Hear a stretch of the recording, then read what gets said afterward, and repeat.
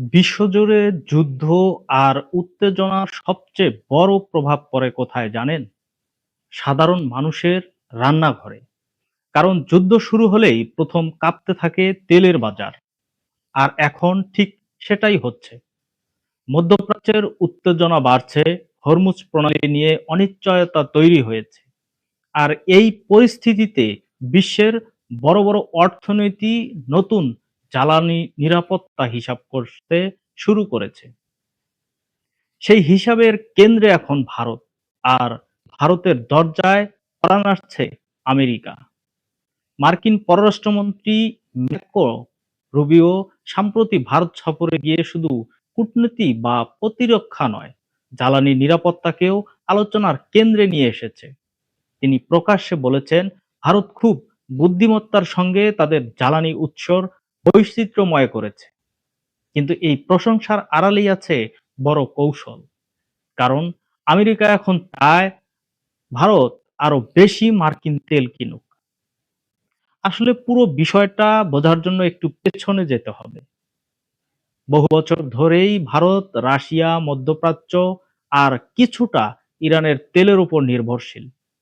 কিন্তু ইরান যুদ্ধ, হরমুজ প্রণালীর অনিশ্চয়তা এবং বৈশ্বিক সরবরাহ সংকট এখন সেই নির্ভরশীলতাকে ঝুঁকির মুখে ফেলেছে।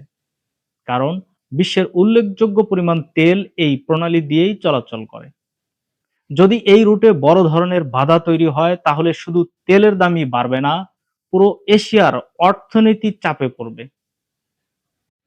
এই সুযোগটাই কাজে লাগাতে চাইছে ওয়াশিংটন। আমেরিকা এখন শুধু সামরিক শক্তি দিয়ে নয়, জ্বালানি দিয়েও প্রভাব বাড়াতে চায়।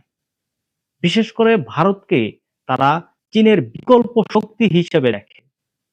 ফলে ভারতের সঙ্গে তেল, গ্যাস, পারমাণবিক জ্বালানি এবং সামুদ্রিক নিরাপত্তা নিয়ে সম্পর্ক আরো গভীর করতে চাইছে তারা।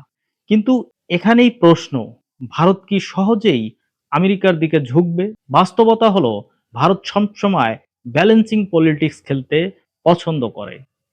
তারা একদিকে আমেরিকার সঙ্গে সম্পর্ক রাখে, আবার রাশিয়ার সঙ্গেও তেল বাণিজ্য চালিয়ে যায়। কারণ ভারত জানে, জ্বালানি শুধু অর্থনীতির বিষয় নয়, এটা কৌশলগত স্বাধীনতার প্রশ্ন।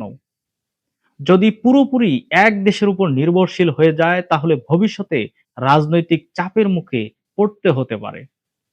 আরেকটা বিষয় খুব গুরুত্বপূর্ণ, আমেরিকা এখন শুধু নিজস্ব তেল নয়, ভেনেজুয়েলার তেল নিয়েও ভারতের সঙ্গে আলোচনা করছে। কারণ যুদ্ধের বাজারে যার হাতে জ্বালানি, তার হাতেই প্রভাব। ইতিহাস বলে, বড় শক্তিগুলো কখনোই শুধু বন্ধুত্বের জন্য এগিয়ে আসে না। তাদের প্রতিটি কূটনৈতিক সফরের পেছনে থাকে অর্থনীতি, নিরাপত্তা আর ভূ রাজনীতির মতো জটিল হিসাব। আজ আমেরিকা ভারতের কাছে তেল বিক্রি করতে চাইছে, কাল হয়তো এই সম্পর্ক ব্যবহার করবে চীনকে ঘিরে নতুন কৌশলে। সবচেয়ে মজার বিষয় হলো, কয়েক বছর আগেও বিশ্ব রাজনীতি বড় আলোচনায় ছিল যুদ্ধবিমান, ক্ষেপণাস্ত্র আর নিষেধাজ্ঞা। এখন সেই আলোচনার কেন্দ্রে চলে এসেছে জ্বালানি সরবরাহ, শিপিং রুট আর তেলের ব্যারেল। কারণ আধুনিক পৃথিবীতে যুদ্ধ শুধু বন্দুক দিয়ে না, হয় তেল দিয়েও। আর সেই প্রশ্নটা এখানেই, ভবিষ্যতের বিশ্ব রাজনীতিতে সবচেয়ে বড় অস্ত্র কি সত্যি মিসাইল নাকি জ্বালানি?